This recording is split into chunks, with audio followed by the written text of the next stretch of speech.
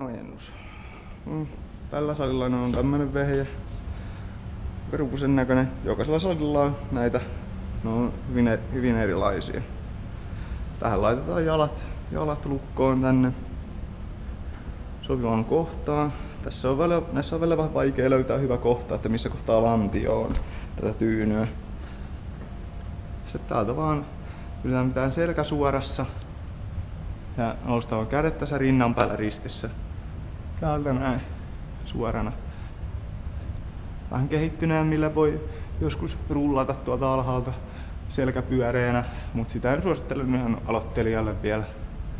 Tässä vaan selkä suorana. Ei kannata käyttää painoa välttämättä todellakaan. Näkee moni käyttää aina painoakin tossakin vehkeessä.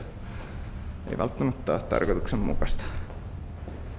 Kotona esimerkiksi ei ole tuota vehjettä, niin sitä voi tehdä tässä matolla menemällä tähän makaan. Ja niin mä itse tässä liikkeessä tosi huono. Pitäisi tehdä